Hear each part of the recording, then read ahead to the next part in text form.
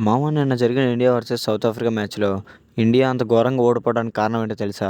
First toss గెలిచి South Africa batting తీసుకుంది. కానీ పవర్ ప్లేలో ఇండియన్ బౌలర్స్ వేసిన బౌలింగ్‌కి సౌత్ ఆఫ్రికా బ్యాట్స్‌మెన్ చాలా స్ట్రగుల్ అయ్యారు. పవర్ ప్లే పూర్తయ్యేసరికి South Africa score 41 for 3 wickets. కానీ ఆ తర్వాత వచ్చిన బ్రెవిస్ మరియు మిల్లర్ పార్ట్నర్‌షిప్ అయితే 50 బాళ్లకే 97 రీచ్ అయింది.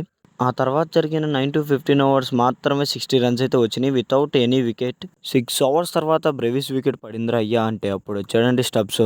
ఇక చూసుకోండి 44 ఇచ్చి పడేశాడు. వీళ్ళ ముగ్గురు మీదే స్కోర్ వచ్చేసి 150 రన్స్ వచ్చినాయి. ఆ తర్వాత మన టాప్ ఆర్డర్ బ్యాట్స్మెన్స్ అయితే సరిగ్గా ఆడలేదన్నమాట. ఫస్ట్ ఇషాన్ కిషాన్ వికెట్ పడిపోయింది. తర్వాత తిలక్ వర్మ, ఆ తర్వాత అభిషేక్ శర్మ.